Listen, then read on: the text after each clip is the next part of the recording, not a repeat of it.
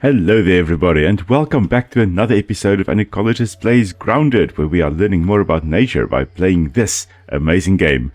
In our last episode, unfortunately, we realized that Snotty, or Sir Snotty II, is missing in action. He has not returned yet. He has disappeared. I've looked and looked and looked and looked, and I have not been able to find him. So, who knows where he is? My suspicion is he is waging war against everyone who wronged him in the past. And he has the reckless personality after all, so I guess he is waging war against some ants, for example. Now, we are going to have a massive fight ahead of us today, so, in preparation, I am making the Club of the Mother Demon there, finally, using the Broodmother Fang that we got from fighting the Broodmother repeatedly, and some Broodmother chunks, and of course the Broodmother Venom. I'm also going to be making a better ranged weapon here with the Black Ox crossbow.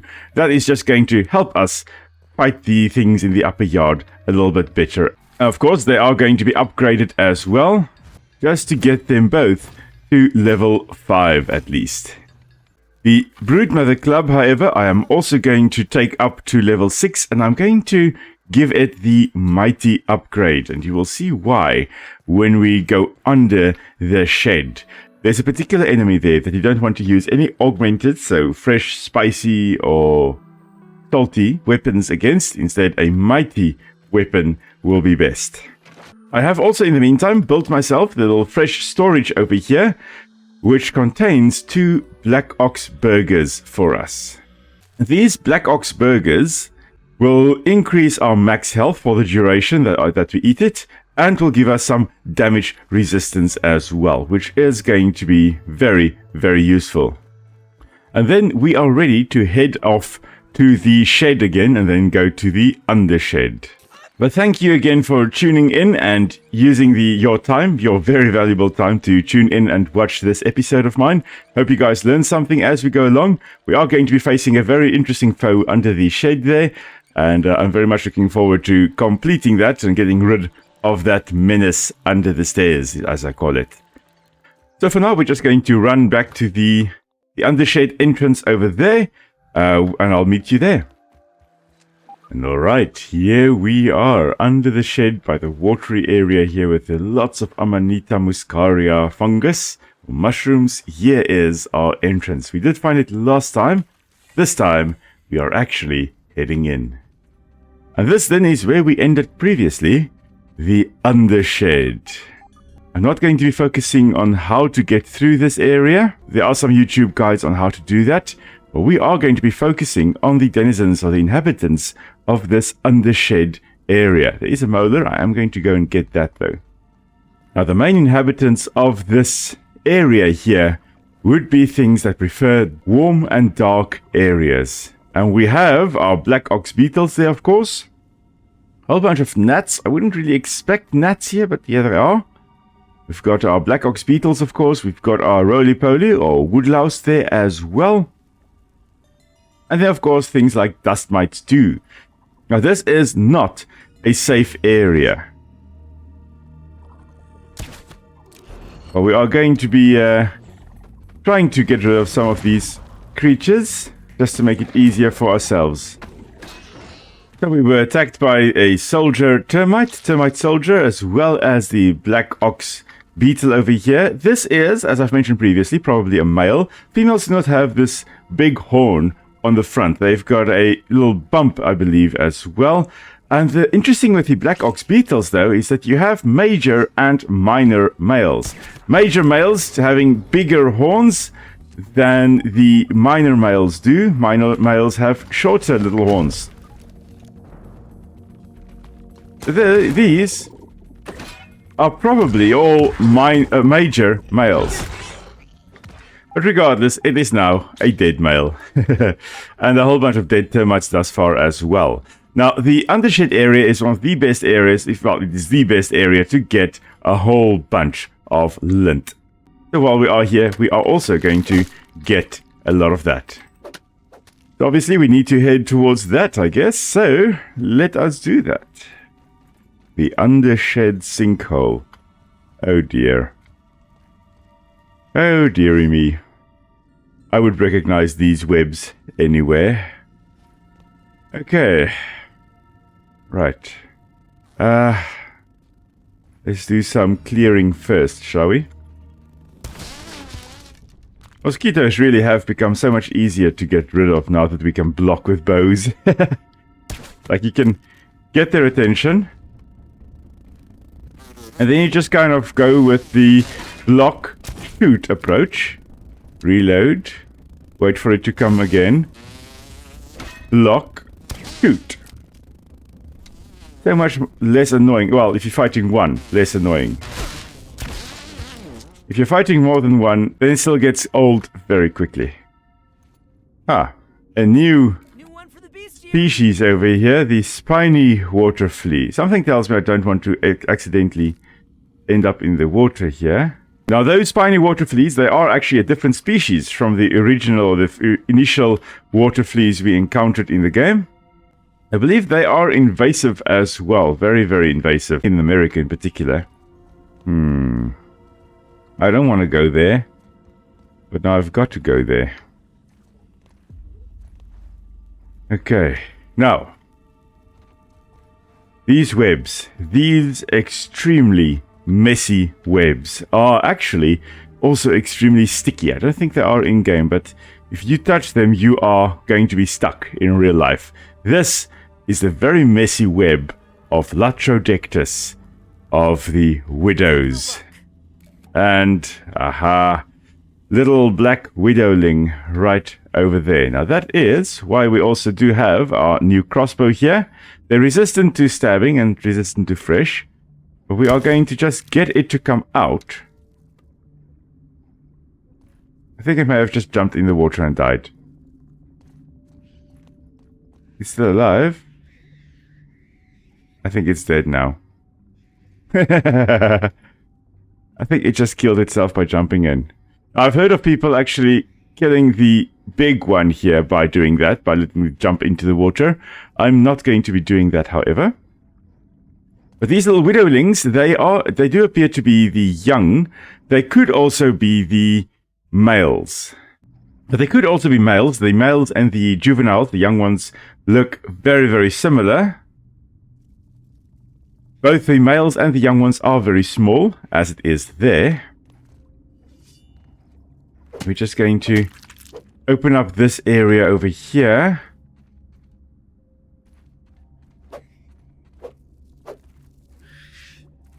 And here comes the first one, little one. Hey, you floaty floaty. Now, I know Mithridatism does not work against the adult that is in there. But it is going to help against at least some of the venom of the, or poisoning effect of the juveniles here, of the babies. Now, mother black widows will be creating these layers to some extent. And she lays her eggs in a special web-like structure, and oh dear, I see movement. In a special little web. In the case of the brown widow, which we have in South Africa as well, also called the brown button spider in South Africa, because it looks like a very swollen button, I guess. Oh dear. Now the mother, like this one here, will spin a very special web within which she will lay her eggs. And the eggs will then hatch, and she protects those eggs against anything trying to eat it. And those eggs will then hatch and then make these little baby spiders, these little black widow spiderlings. Now, I will be honest, this is not a fight I'm looking forward to. For moments, the ranger paused in fear, for all knew that the bite of the Black Widow had no cure. Interesting point, that had no cure. There is an antivenom for black widow spiders, although it is mostly not necessary. The cure, or the antivenom, was actually more used as a pain treatment rather than an actual antivenom to cure you from the envenomation or the venom effect. Now, there was in 1933. There was actually at the University of Alabama. There was a professor there, Professor Alan Blair, who that was 1933.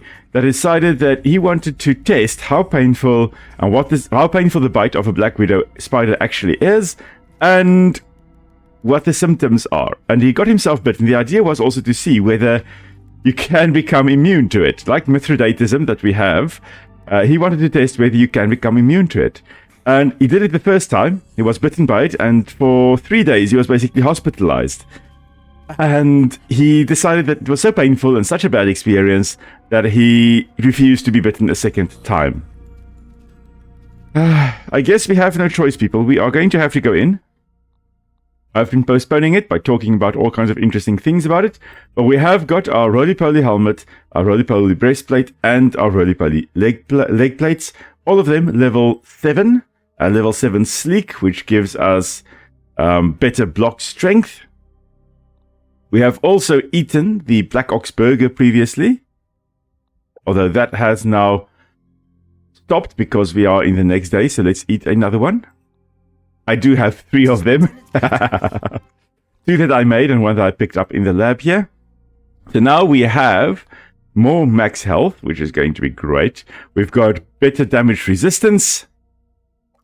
We also have meat shield on, buff lungs on, so we don't tire as much. Coup de grace, of course, spicy safety to try and protect ourselves a little bit against the effect of the bites when we miss, let's say when, not if, but when we miss the blocks. And then Mithridatism, not necessarily against the venom, because the venom here does not actually, you don't, oh, there's a termite worker there. Okay, I thought that was a little spiderling in the distance, but it wasn't. Okay, fine, termite worker, let's kill you without venturing too close in there. Now, thankfully, black widows actually have very poor eyesight. Like most or all of the web-spinning species, like the orb weavers we encountered previously, they don't rely on their eyesight to find their food. Instead, they rely on using their webs to sense when they have caught food. So they will sense the tremors. In essence, this little one over here, this female, will be sensing our movement along here and should actually be attacking us, because look, she should be sensing our movement and come and attack us. Now, she is resistant, as you can see there, to basically everything. Chopping, busting, stabbing, slashing, fresh, salty, spicy, and sour. So no elemental damage is good against her. And no special weapons, no stabbing or anything like that is good. Clubs, on the other hand, will be good, but that leaves you without a shield. You cannot equip a shield and a club at the same time. So you're going to have to rely on quite good blocking. Now, I am just scared that there are some babies there as well, and I don't want to actually fight any babies. Now, I also do have a special smoothie down here. This is Liquid Rage, and this is the beefy one, which will give me increased healing. But this one gives you more attack and also heals you. So I've got some beefy Liquid Rage here, and then if I run out of that, I have also got beefy Slop over here, which just heals us. And with that done, let's try and draw her out towards us, and then try to survive. Hello there, Black Widow. Okay, a little bit faster attack than the wolf spider. But those 5 hits there we've got. Okay, come on. Okay, got you. Oh, and she's stunned. Okay, this gives us a nice opportunity to... Let's get in again. Block. Okay, blocking perfectly, great. Oh, stunned again. This is great stuff.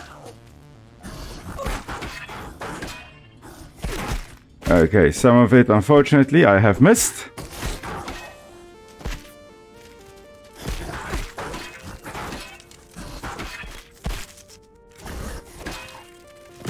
These smoothies are coming in very useful.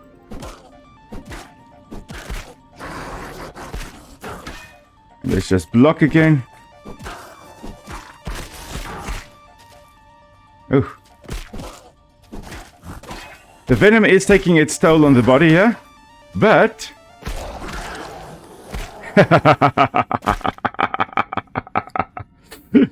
He's dead. Oh, wonderful. That is a very potent venom that she has got. It is apparently extremely painful, and symptoms can last not just for hours, but for days. The venom of widows of the Latrodectus genus actually... Let's just shed some light on this ugly mug over here. Oh, yes. Look at that. Oh. But the venom apparently, it causes something called latrodectism, if I'm not mistaken, which is, it's a whole thing just to describe the symptoms of being bitten by a widow spider. Now, the widow spiders, in South Africa, we call them button spiders. And in Australia, you've got the redback spider. You notice the redback pattern here as well. Now, they are all in the Latrodectus genus. In South Africa are black button spiders, not as venomous as the black widows from North America, but they are in the same genus. And there is actually a species that occurs worldwide, Latrodectus geometric, of course referring to a whole bunch of geometric shapes. And that one is the brown button spider in America, called the brown widow spider. It most likely originates from South Africa, and then has been spread all over the world. So if you have brown button spiders or brown widow spiders in your area where you are living, you can most likely thank the ones that came from South Africa originally. Now, that hourglass pattern on the underside of the female here, that is characteristic of the black widow spider. People tend to say that if you get bitten by it, your time is up. That is why you've got the hourglass there. But there haven't been any fatalities from black widow spiders, I think, since the 1980s. So even though she may have had a red hourglass on her abdomen, she is not going to cause you to die. Most likely not.